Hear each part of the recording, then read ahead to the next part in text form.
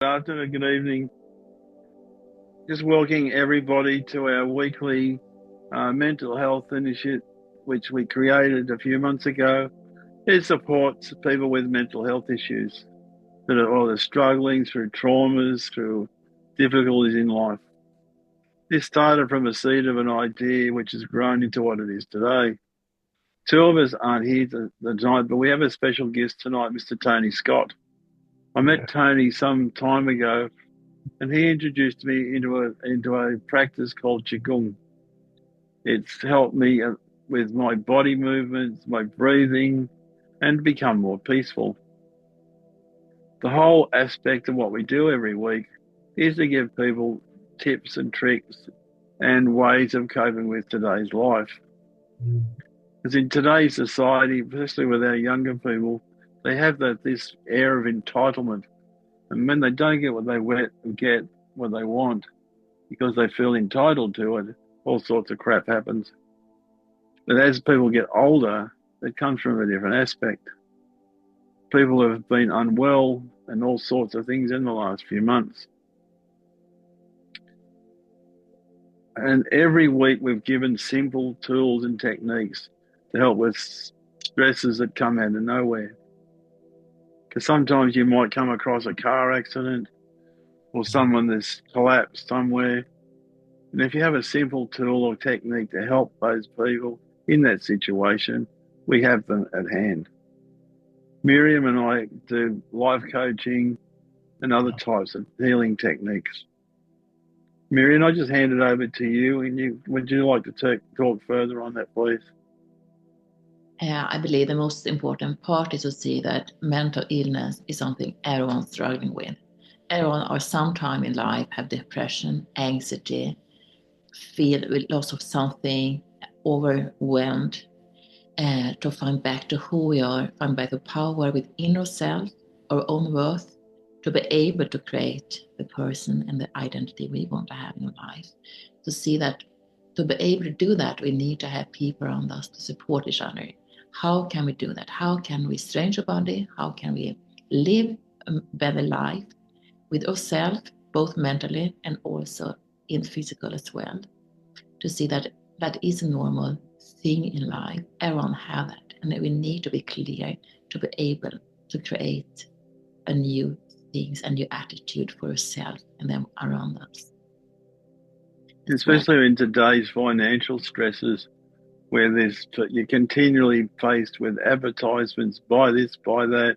Comes to Christmas time, people even take what's called, in Australia, they call it a lay-by. Half the time the things aren't even taken out of the store because they can't even afford the lay-by in the first place. But because of commercial advertising, a lot of people are given the idea that they're as if they're really forced into buying the product for someone that doesn't really even need them half the time. So the aspect of like Christmas in particular, it's about family and being together and sharing a meal. But unfortunately, through commercialism, things have changed and turned upside down. Miriam, can you expand on that, please? I believe that is something that is a trend in the society, and that to be that to see that joy is about commercial thing. The store feed us with that. We have all these reclame as well. The people tell us what to do to make happy, and instead to find back to who we are. And I believe the main reason is because if you start with thinking by yourself, it's much more harder to control a society who is open-minded and thinking instead to act like everyone else. So I believe that the most important part is to see that mental illness, you can't buy happiness, you can't buy freedom, you can't do the thing. You think you need to find self. You need to find the source within yourself to be able to create a new you, the value you have in your life, what is you worth, and that is some inner work you need to do to be able to do these things. You can't buy things, but you need to create it for yourself. Be with people who can help you, to support you, inspire you, to find back the true you, the reason why you are the way you are, how you can benefit from your past history to create something new, and how can we grow within ourselves so we can discover ourselves, find back to ourselves, the value we have in ourselves. Yeah. Now I'd just like to introduce Mr. Tony Scott. Tony, can you please introduce yourself and just let everybody know what we've been doing for the last few months together. Thank you for inviting me, and I hope everyone is well and enjoying the new year, because I think it's going to be a really fantastic 2025. Things are changing in the world, and I think all for the better. Professionally, I'm a barrister and a solicitor. I've been doing that for far too long, probably. But in 1968, I decided that I needed to keep my body fit and well. Took up the art of what today most people would call Kung Fu, but at that time was called Kempo Karate or Shaolin, which is Chinese martial art. And through that, I came in touch with the concepts of Buddhism, and then that flowed on to Taoism, the Taoists and Tai Chi. And so since 1973, I've been practicing Tai Chi and the Qigong practices that go with that. Many people talk about it. Not a lot have actually really practiced it. And today you get a lot of what I would call park Tai Chi enthusiasts, which is really good, but they fail to appreciate that Tai Chi is actually one of the more sophisticated martial arts of the world. Just that not many people practice it in that form. But its effectiveness is because it's touched by the ever important concept of, does it work? And if it doesn't work, throw it away. But if it does work, use it. In the midst of doing that and being a lawyer, my life took a turn. And it was a sort of interesting turn. Has anybody ever contemplated suicide? Yes, yes, yes, no. Has anybody ever tried to do suicide? Yes. Well, obviously I failed at that. But in that process, I came to a position which said, all of this world is completely mad, but you do have a choice about the sort of madness you want to have. You can either be angry mad, in a nutshell, you can either be angry mad, or you can be joyful mad. Sure. And the practices of yoga, of meditation, and of the Taoists happily lead us in that direction. And there's a practice I've been doing with Deon in particular, which is called the inner smile, where you look at your internal organs, smile into them, draw the energy into those to transform the negative energies into positive energies. So my failure to fall down permanently led me into a completely different way of looking at things. And instead, and in that process, I came to a point where I was at complete peace with myself, my circumstances, which were financially not very good at that time. And in that process, came to a point where I was actually enjoying being alive, enjoying the process of living. But I also became aware that in that process, the majority, if not all people in the world, have suffered greater or lesser traumas and are affected by that trauma. And in that process, they need a process or practice that will help release them from that trauma. And part of the process I've found, which I've been working with Deon through, is first of all breath work, breathing, which is very traditional spiritual practice of the yogis and the Taoists. And the Taoist tradition has a 5,000 year oral tradition, well before the writings of Lao Tzu. The other thing that many people are unaware of is that at that time, at the writings of Lao Tzu, the Chinese had a concept of one God, which was named Shang Ti. So in their version of heaven, there was just one God. And Taoism is literally called the way. And the interesting part of that is it was that spiritual tradition which is also found in aspects of the words of Jesus of Christ or Yeshua.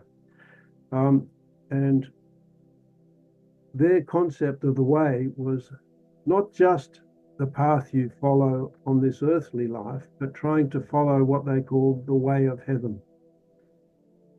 And as Yeshua has said, love God with all your heart, your mind, your spirit, and love your neighbor as you love yourself.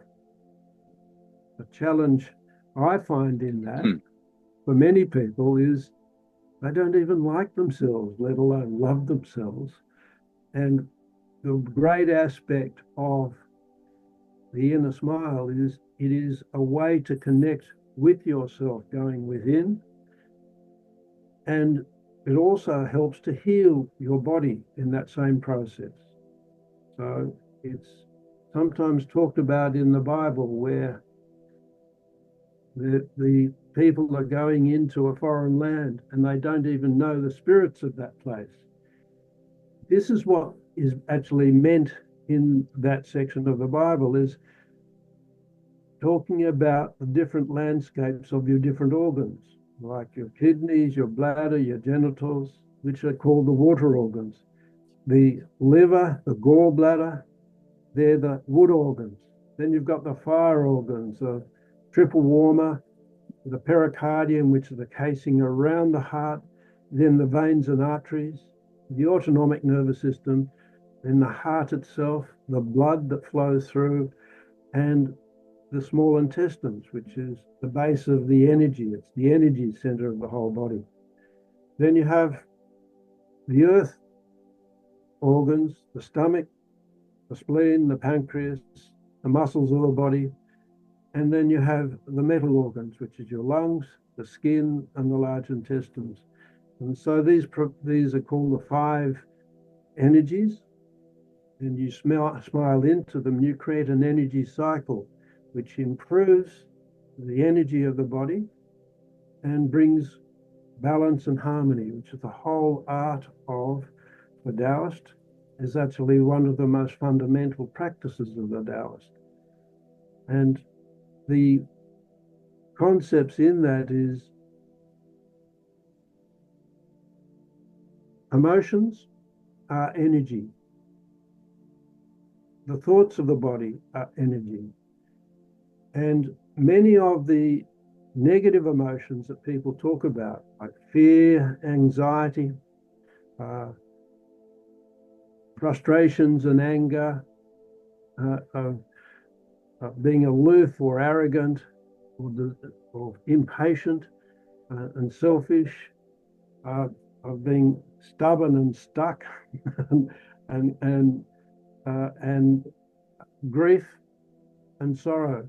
These are the sort of negative emotions that affect, and in Chinese medicine, these are some of the symptoms which will help a Chinese practitioner determine the problem that a person is suffering. So as much as the physical bodily symptoms, they will also look at the emotions that a person is suffering, because there's a lot of emotional attachment to it. So you can then transform that. And the energy of transformation is love, is smiling. Love, Tony, on that point, the can you just transformation. relate to anybody that's listening to this, in the progression you've taken me through up till now, what you noticed a difference within me in this time period of time. Oh yes, well, when this interesting character, Deon, I first met him, I'd been away seeing my family in Melbourne and came back, walked in the door, and literally assaulted by him. He came over to me and sort of hugged me, embraced me, and put me down and said, "Who am I?" and all the rest of it, and how am I feeling? The interesting part of that is another part of my journey is I had, having previously rejected Christianity, became a follower of Jesus, but follower of Jesus in the concept of not necessarily as specified in the Western churches, but more along the lines of the Eastern churches and the Orthodox traditions, where they have a long history of meditation. They call it not meditation, but silent prayer, and focus much more, rather than fear and guilt and the fires of damnation, they talk much more about love, forgiveness, and acceptance of everybody for wherever they came. And that was the original output of Jesus and his followers at that time, which interestingly were originally called followers of the way. So there is a mash between that and Taoism. And a lot of the practices that I had done as a result of my circuitous journey was to understand the practices of Buddhism with Vipassana meditation, which is certainly a powerful practice.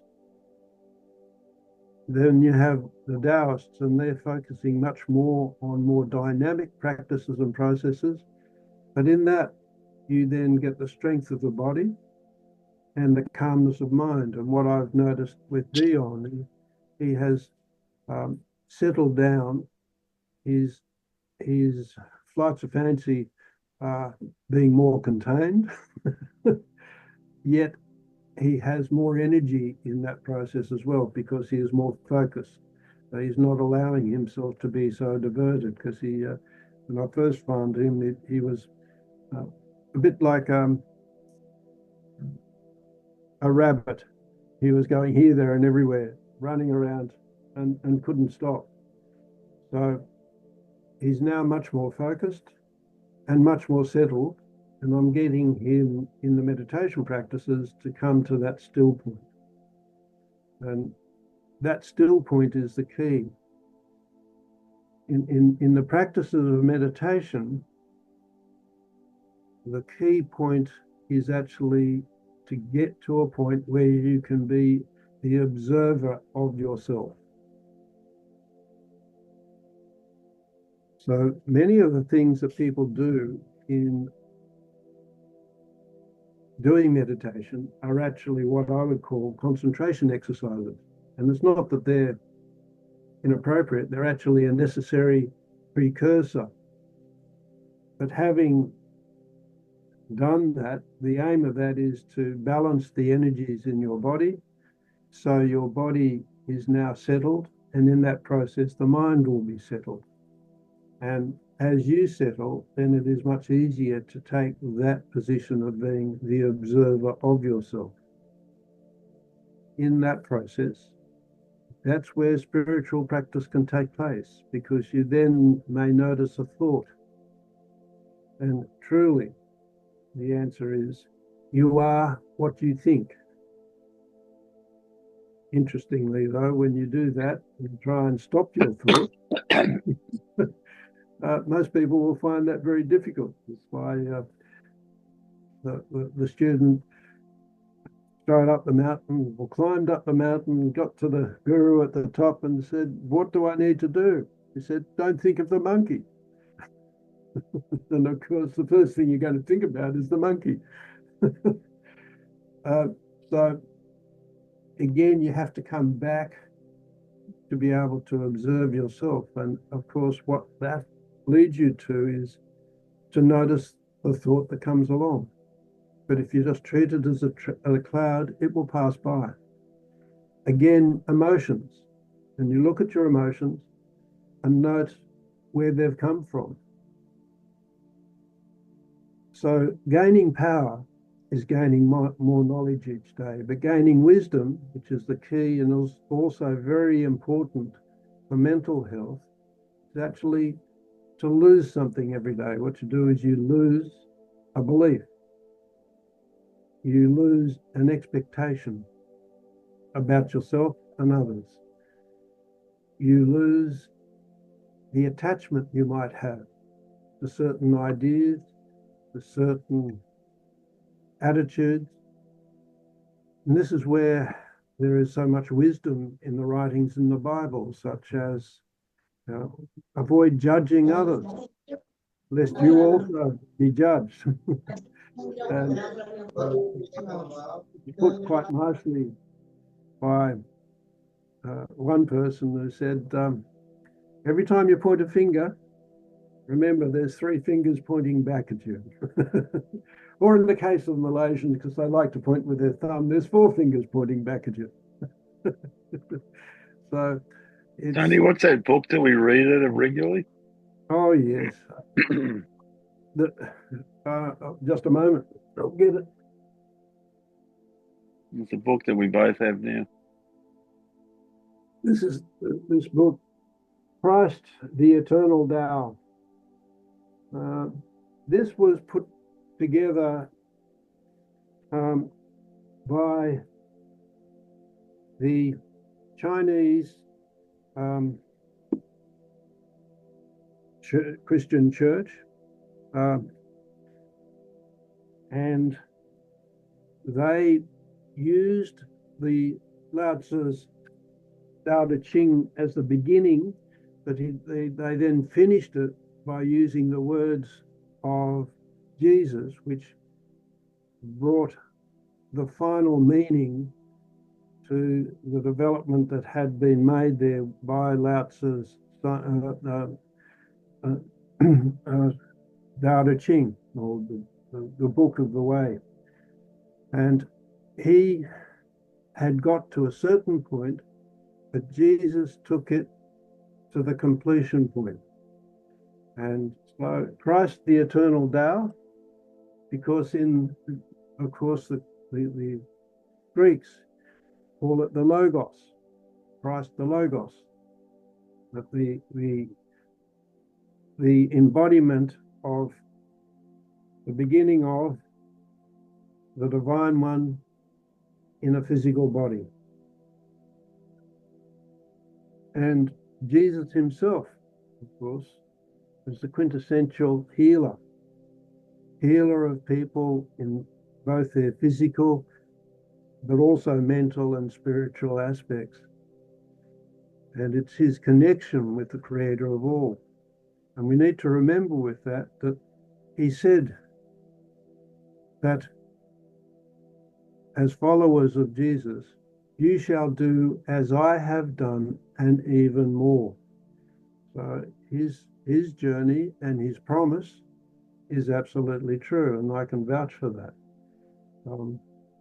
I was not a Christian when I started on my journey. Indeed, I had rejected that proposition because I could not reconcile guilt and fear with love and forgiveness. It seemed to me to be opposite parts, and a lot of the churches, particularly the Catholic Church, now I'm going back to 1960s and 1950s, they tended to write a story or read a story of fire and brimstone is what awaits you if you do not follow and become a Christian.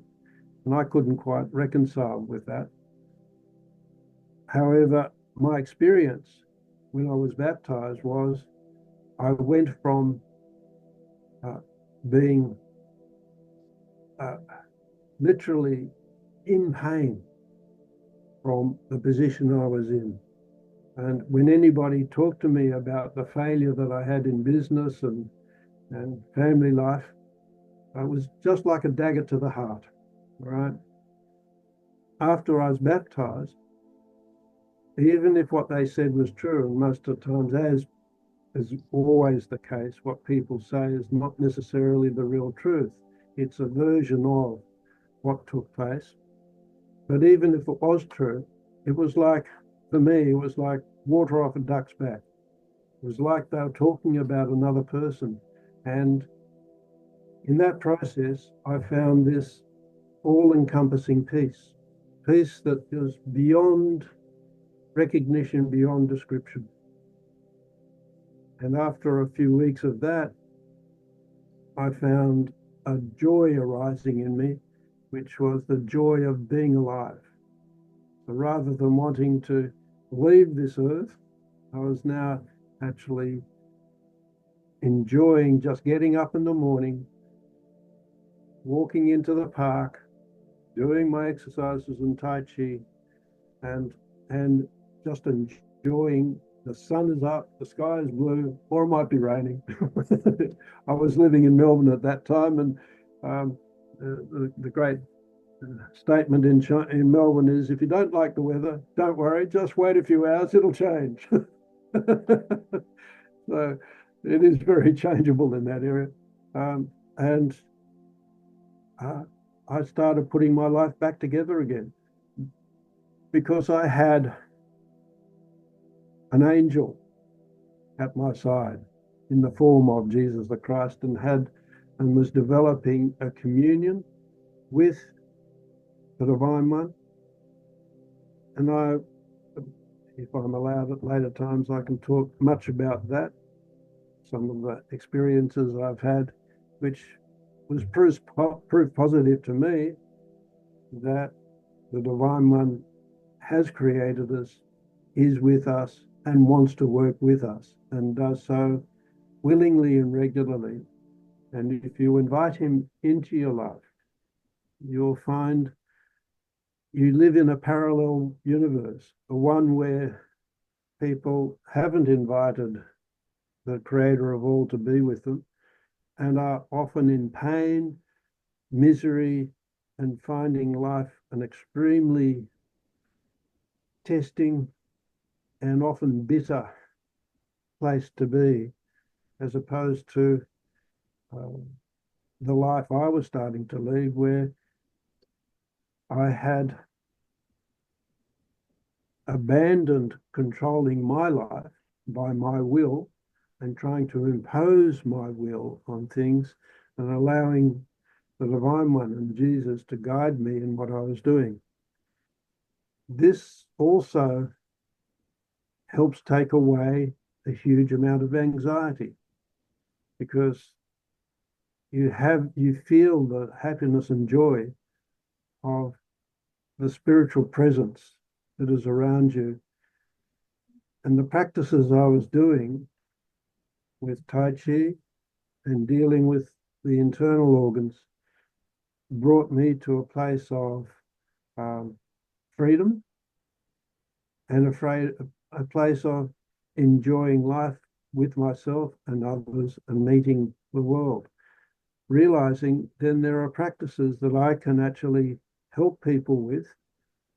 And if I'm allowed, if there's the time, I can just very briefly take you through one practice if people are interested in that, which is a simple, well, I call it simple. Some people might say it's complicated, but it's the central practice of Tai Chi, of meditation and yoga practices, and all of the practices that I've come across focus on this, which is deep breathing, slow deep breathing. The key with it is to breathe in deeply and fully, and then breathe out, but make your out breath gentle and slow and longer than the in breath. And physiologically, when you do that, your body starts to relax. And another part of the practice I can show you in this is what is sometimes today called activating the vagus nerve, but it's inherent in the practices of the Taoists in the way they went about it, but it's got some specific aspects to it. And if you wish, I can travel that journey. So the path in this is, as you breathe in, take a deep breath, be aware of the base of the spine up to the head top. And so I'll just very quickly go through my understanding of a very traditional prayer called the Lord's Prayer, right?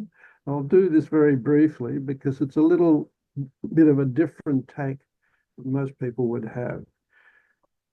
So, and I've added a few bits because, of course, at the time Jesus provided this prayer, it was before he had completed his salvation process of knowing that he would die and then be buried and then resurrect.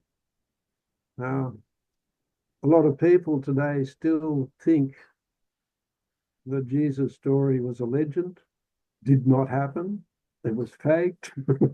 and you've got different religions that will have different views on that. So my research on that, and I've done a lot of research on that. As a lawyer, I like evidence, and I know what good evidence stands. And I could spend quite a few hours with you talking through that, but it's clear to me there is clear evidence that Jesus, one, did live. He was crucified. He did die. He was buried, and he raised from the dead. And there were initially 3 women who saw that. Now, if you're going to falsify a story, at that time you wouldn't get women to be the leaders for that, because at that time in Judaism, unless you had 2 women to verify an event, they would not be believed. So you would not choose women to be the first people to see that event. The disciples had been so terrified by that event that they had scattered and went away because they thought they might suffer the same fate as Jesus. But they grudgingly came out to look at it. And later that day, they saw Jesus. Now, they've gone from running away. The great story with Peter, of course, was he denied Christ 3 times before the cock crowed. Why did he do that? He did that because he was terrified that he would die. You then have all of the apostles coming together and meeting Jesus, seeing him. You then have Jesus being seen by 500 people, not just the disciples, but 500 people. These are events which go beyond, well, firstly, you can't dismiss them by saying that this is some grand illusion or hallucination that people have suffered, because when people suffer hallucinations, they're all uniquely their own personal experience. And there were so many people who there could give evidence of it. And had the Jewish priests wanted to deny that, all they had to do is present the body, but they couldn't do that. So based on the probable evidence story and approach, and as a Professor Habermas has said, he did his doctoral thesis on what he called the minimal evidence. There is clearly sufficient evidence to establish Jesus did exist. He was killed. He did rise from the dead. And from that, all of the apostles gained their strength, gained their ability to also suffer death and the threat of death but refusing to recant or renounce their belief. So this is the Lord's Prayer in my version. So it goes, Our Father, who is in heaven. So where is heaven? Because everybody thinks that, oh, it might be up here or out there somewhere. Well, the truth is, heaven is here. It's within yourself. It's the head top. This is also sometimes referred to as the mountaintop. Right? So you keep on getting these images from the spiritual traditions where the person climbed the mountain. Well, that's the mountain they're climbing. You have Jacob's ladder. Jacob's ladder refers to seeing angels climbing up the ladder and coming down the ladder. What is the ladder? The ladder is nothing other than your spine. And there are all the energy centers traveling up and down the spine. So, Divine Father, who is in heaven, holy, hallowed is your name. Well, when you put your attention here, you become whole, not part and divided. Your will is done on earth. Well, in terms of this arrangement, the earth is the base of the spine. So now you have yin and yang. That's yang. Yin is the earth. Now you've got energy moving up and down the spine. All right? Okay. So when you breathe in, you pull up at the perineum. It activates the base of the spine, allowing energy to travel up the spine. We all know from examination that we have spinal fluid. When you have fluid moving, you create static electricity. We have a brain which is contained in fluid. And so when you pull up at the perineum and you do certain practices that come with doing the Tai Chi practices I've been getting Deon to do, where you're pulling up at the perineum, you do a practice called the movement of the dragon. It causes the energy to travel up the spine. Then do a movement called the crane, where you pull your head up and it brings the energy up to the head top. Then movement of the tortoise, where it's a thrusting forward movement, but it gets the energy to then travel, starting to go back down the front of the body. This is, in the Taoist terms, is called the microcosmic orbit. And in doing the microcosmic orbit, you start to bring the energy of the body into the center, so it's not scattered in all different places. So can I ask you just to do this practice and I'll go through it? Yep. Take a breath in, put your attention at the base of the spine, and then think all the way up to the head top. As you breathe in, hold the breath for a moment, and then relax and breathe out. Feel the energy drop down the spine to the base of the spine again. And one more time. Coming up.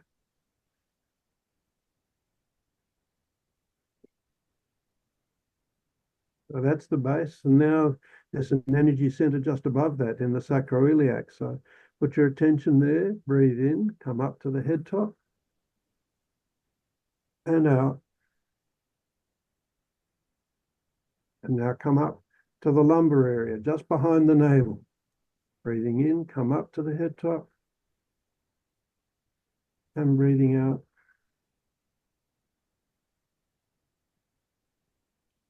And then the thoracic area, which is just behind the heart. Breathing in and out. Into the cervical, just behind the throat.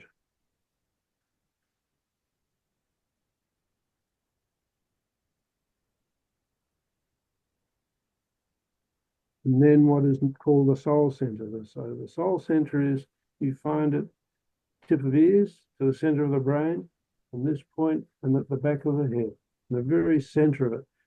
sometimes called the cave of Brahma, but it's more easily referred to as the soul center. But it's where the pineal and pituitary glands lie.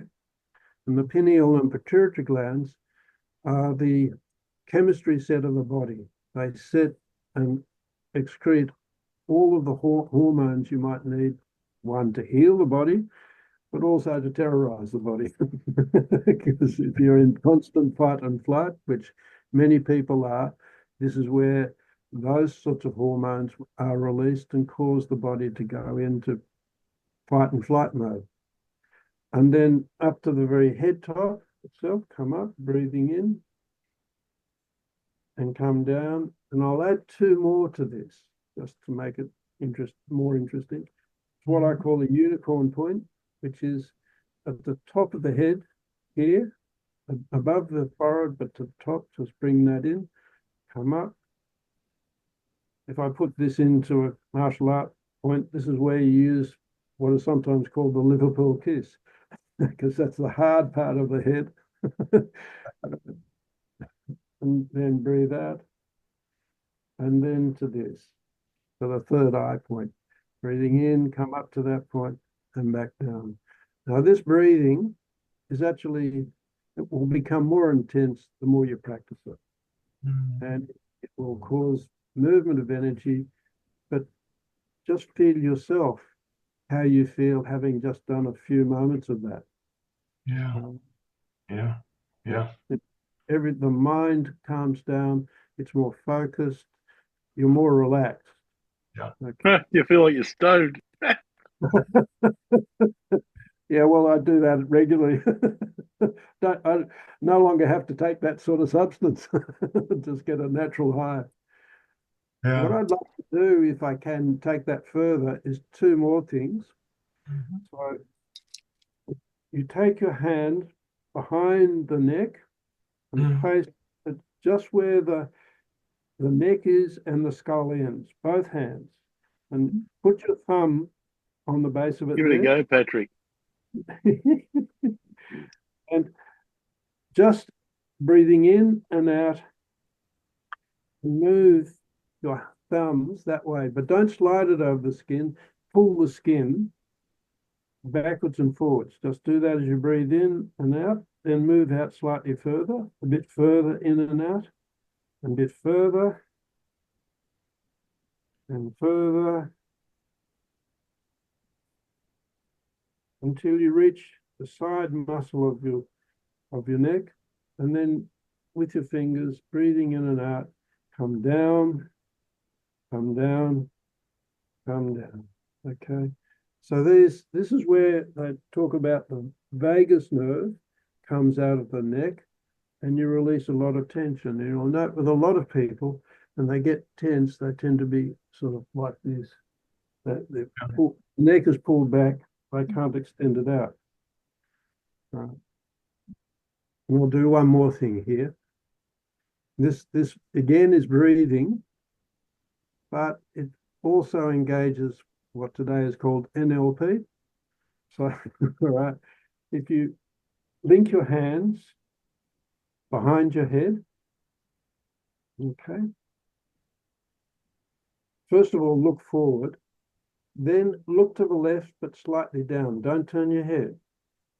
And just do a gentle breathing 9 times, just looking around to the left, slightly down. And in that breathing, just be very gentle and relaxed, not forcing the breathing. You may find as you go through that,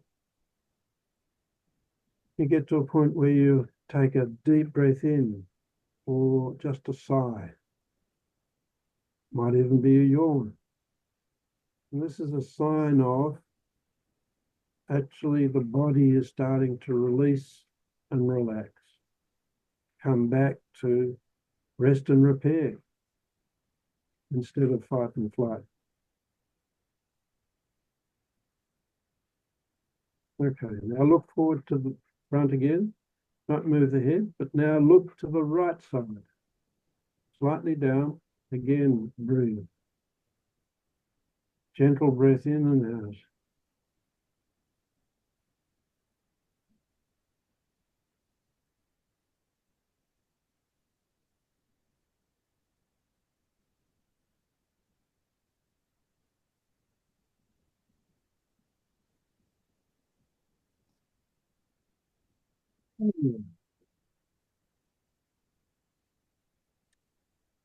This is a way of releasing stress just by breathing and just by looking, not forcing,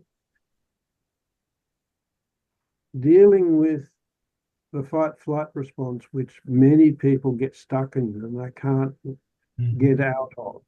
This is the way to break that cycle. It's a psychophysical process. So it's breathing, going up and down the spine, but it's also using the natural ability of the body to relax when you have a slow out breath. And this is a bit like peeling an onion. You'll take off one layer, and then you'll take off another, and another, and another, till you get to that point where you can go into very, very deep relaxation. And your ability to move from the fixed nature of fight and flight, which many people are stuck in, back into a frame where you can start seeing the importance of having both, but not stuck in one land. You can be in one land and then release and relax from that and come back to the land of the living, literally, because fight and flight is the place you need to be when you've got a war on, right? So, and I know there's a lot of wars around the world, and our awareness of that, of course, is much greater today due to the marvelous communication systems we have all around the world. But we also need to take time out and to rest and repair. And it's that rest and repair issue, particularly with the human mindset as it is. You have to get to that relaxed stage before you can really help a person to get to the point where, yeah, there can be challenges in this world, but I don't have to be running scared all the time. And more particularly, if you can establish a relationship with Jesus, the creator of all, however you perceive that, you'll find a pathway will be given to you. The challenges, you'll be finding ways to overcome them or move around them and move beyond them in ways you never thought otherwise possible. So at least that's been my personal experience. I love it. I love it. I'd just like to thank Tony for your presentation this evening. Yeah. And we'd like to invite you back again if that's possible. Certainly. As you know, I know you're going away for a bit. Yep. And lots of work to do, as you know. So, but I'd be more than happy to. In this day and age of international communications, I might be in other places, but we can still join up again. So, if you're happy to have me, I'd be happy to be here. Perhaps next time we could look at a bit of inner smile too. I know in my own experience from what you've taken me through, it's helped me cope with a lot of stuff, especially the last few weeks, much differently than I would have otherwise. You often get a bit volatile in situations like that, but fortunately you've been able to ride with the blows and manage that process so you can understand. One of the real problems for people is, of course, they think the world has to revolve around them in one form or another. But if you can just be an observer of yourself and others, then you can find yourself in a much more dispassionate place and not trying to kill your neighbour. Yeah.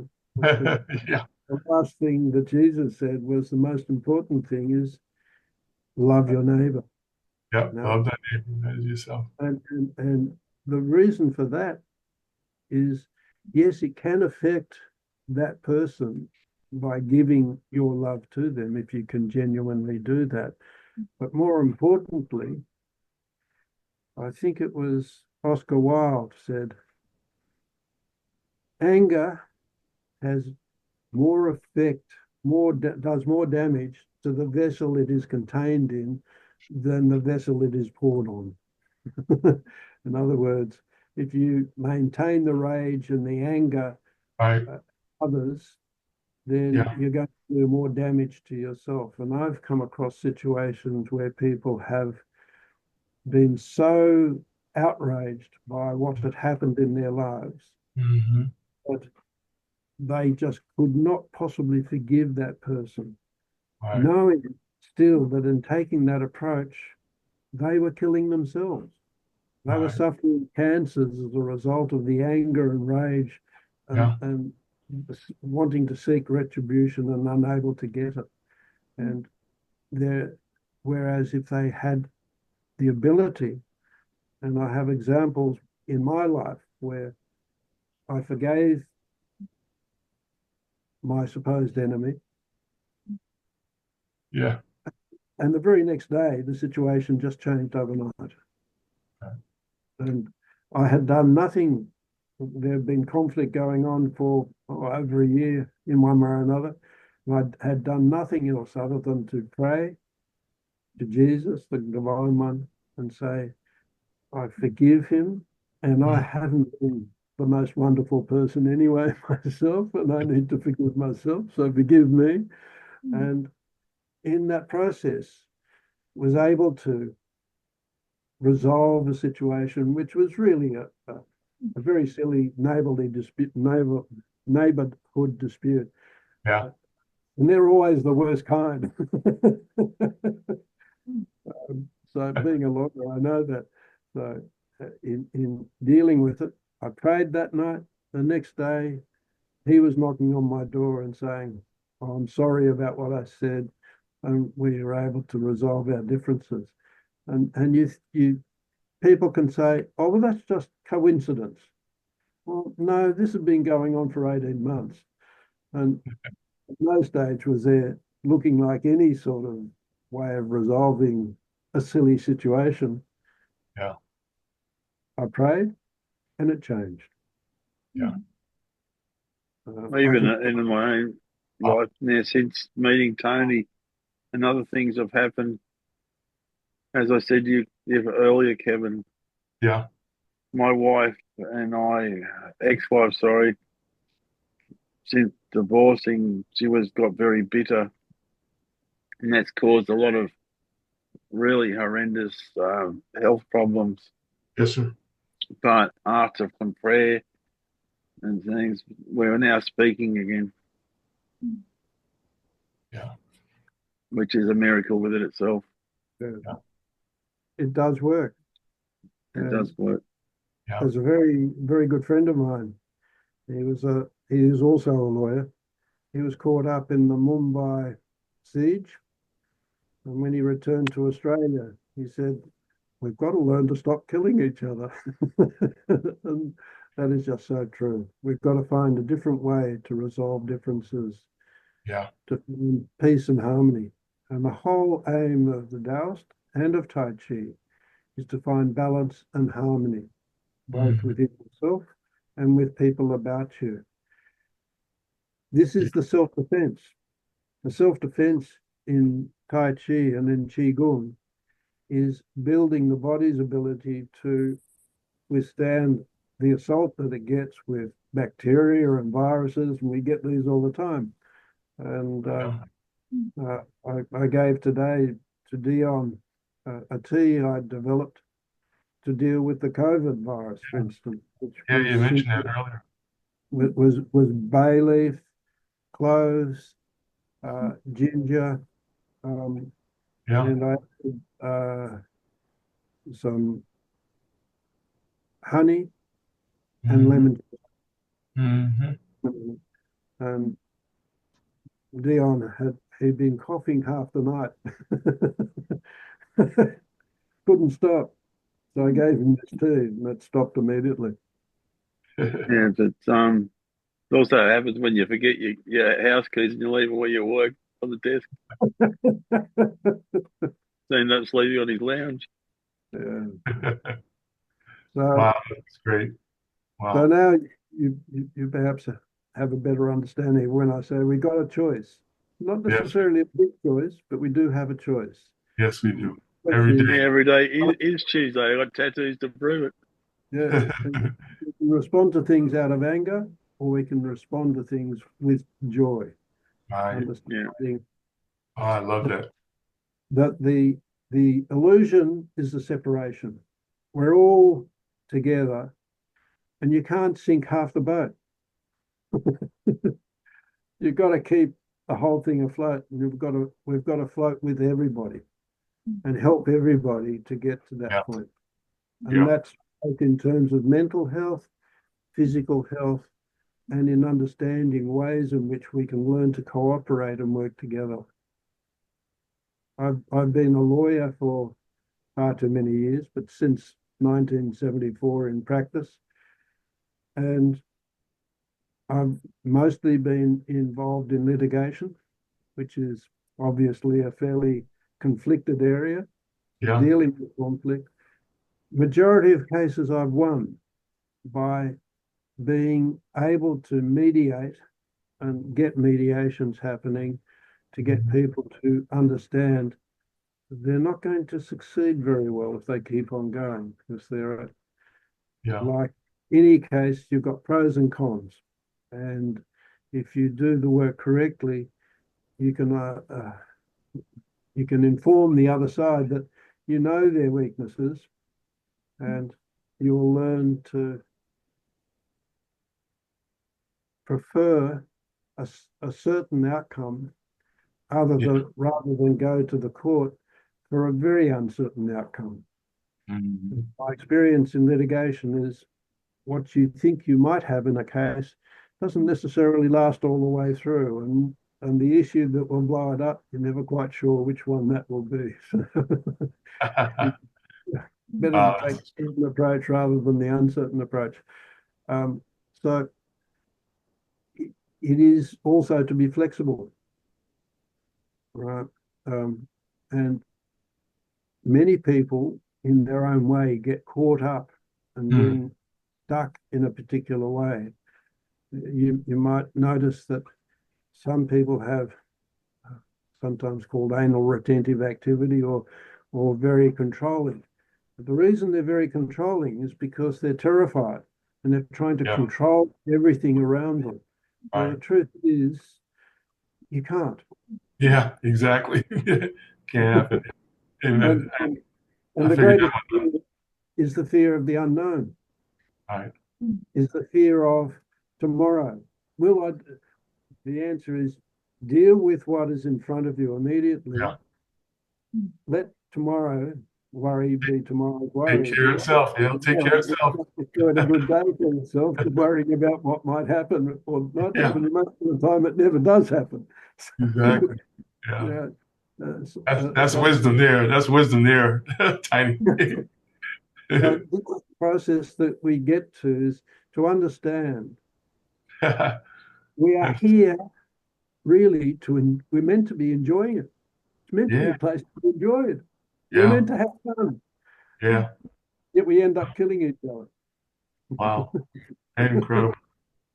Wow. I am enjoying this, guys. I can tell you that. So we'll just finish off here this evening. I'd just really like to thank Tony for coming on at short notice. We did talk about this yesterday. Thank you so much. We do appreciate this immensely, as I've appreciated all the help and guidance that since I met Tony, which was quite an interesting meeting. That people are dying longer these days. They're not living longer. They're so focused on the small things that are wrong with them, instead of focusing on the majority of their body that is well. Right. because consciousness and focus creates your energy. Like that conscious focus is creating your reality. And the more you focus on the things that are wrong, the more things wrong will come into your life. Because people will find a problem for every solution.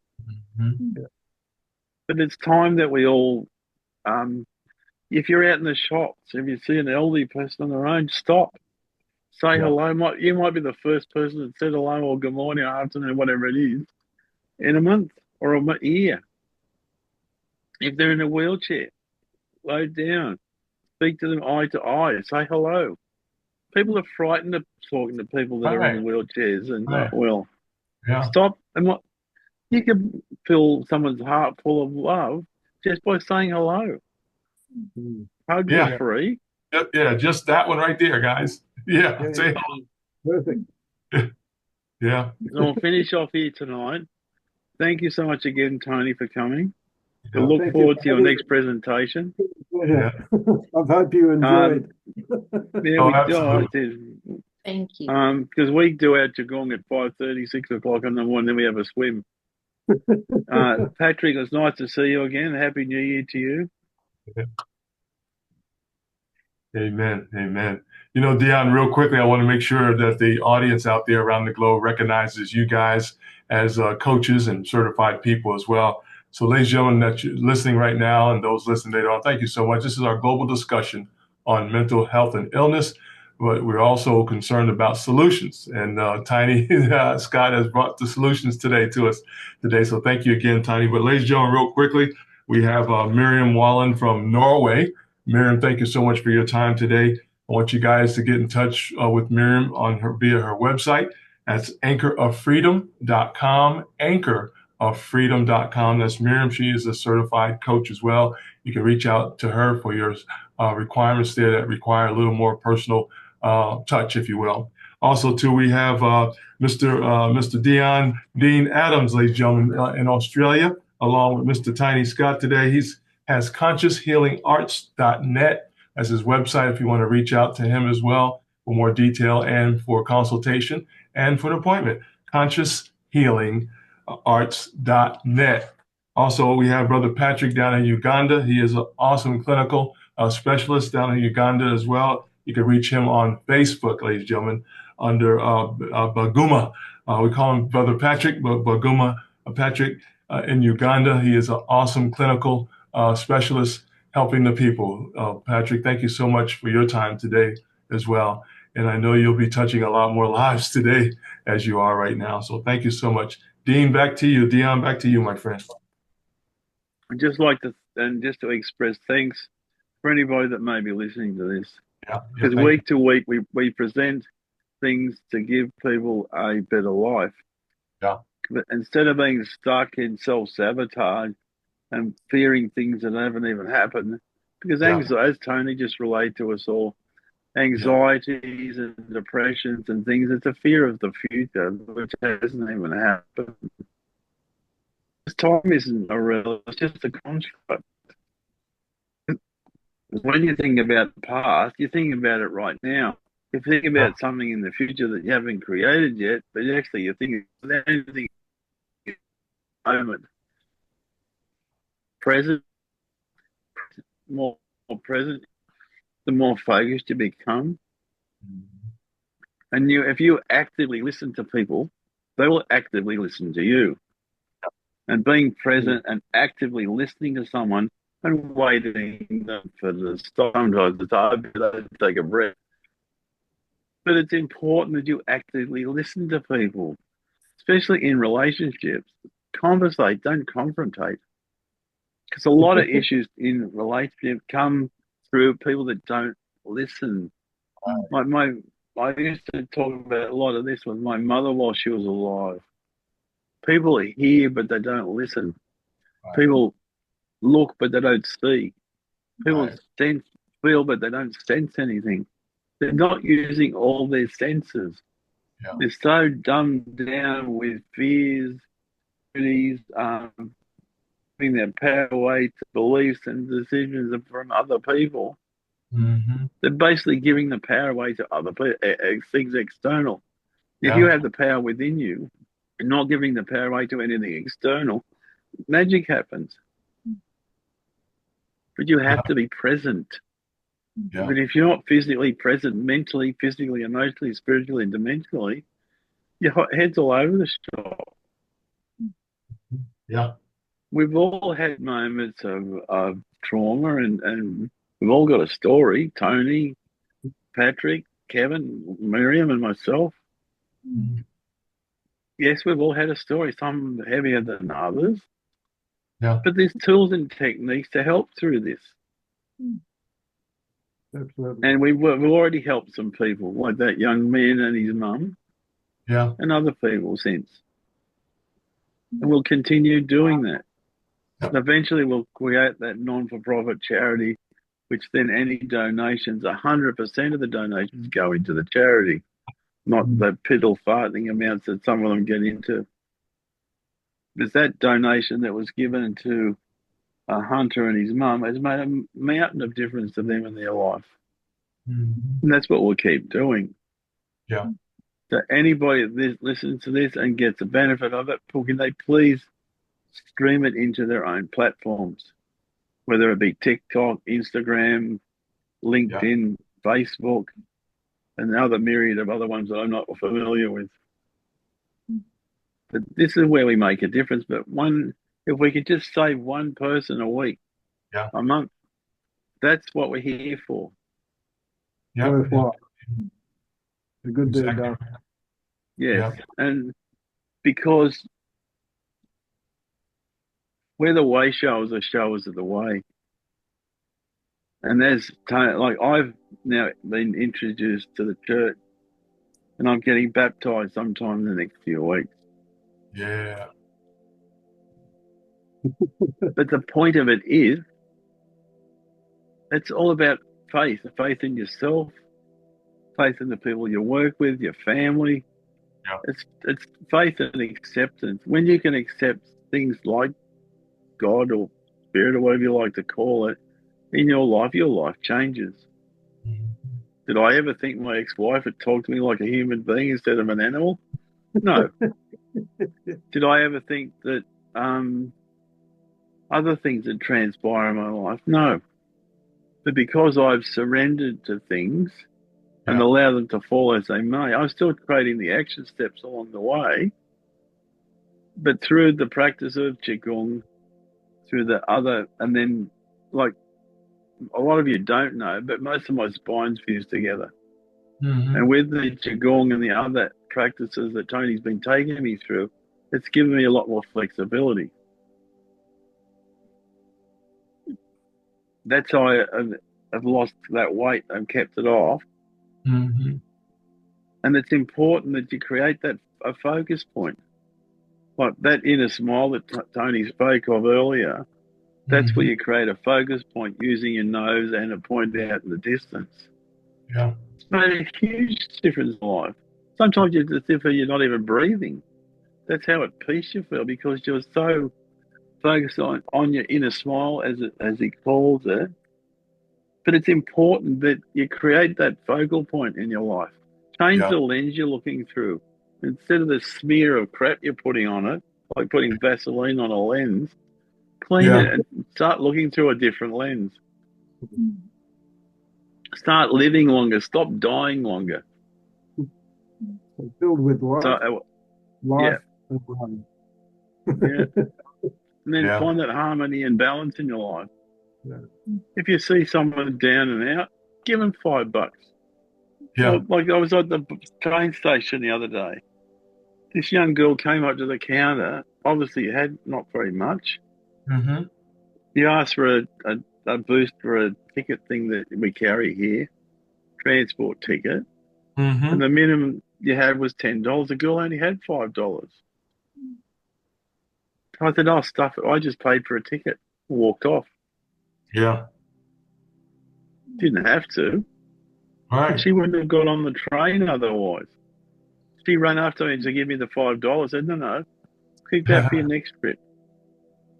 But it's important. If you can do something small for someone, God sees everything we do. Spirit sees every single thing we do. Be Mm-hmm. kind to one another, even if the other person is a horse's backside. It's even a horse's backside still needs respect. But it's important. It's faith in yourself and others, Very and things that and your own values. Yeah, because we all absolutely. have different values. Yeah. And it's about accepting other people for where their values are, not where yours are. Right. Other practices that I do aren't relevant tonight, but it's all about acceptance, faith, trust, and really being mindful, not mindful of crap, but being mindful of what you say, be, and do. Right. And I'll leave everybody with this tonight. Just if you can help someone by a coffee, a smile, a hug, if hugs are free, make someone's day with a simple hug and hello. We'll look forward to seeing everybody next week. Anybody listening to this, please stream it onto other platforms and out to your own community, please. Thank you so much for listening, and thanks once again, Tony, for your presentation this evening. My pleasure. Thank you. Pleasure. Yeah, great. Yeah, thank you so much. As Deon already said, ladies and gentlemen, thank you so much for all those listening around the globe live right now as well. Appreciate you so much. My takeaway today that everything points to Jesus, and be recognized. Recognize somebody today, folks. Say hi to somebody today and listen to them. As Tanya says, just listen. Say hi and then listen how they respond, and just have a wonderful, wonderful day. Hey, as one of my mentors would say, guys, always out love, out serve, and out forgive each other. And you guys have a great day today. Thank you so much for joining us, and we'll see you next time. We're here. Just keep on your calendar, guys. We're here on different time zones, of course, but we're here on Thursday mornings and afternoons and evenings around the globe. So be looking out for the details of that on this network here. So thank you so much for your time. Deon, Miriam, Patrick, and Brother Tiny, thank you so much for your time today. God bless you. Thank you. Amen. Bye, everybody. Thanks, Tony. Amen. Bye, Miriam. Bye, Patrick. Bye, Take guys. care, everybody. All right. Take care.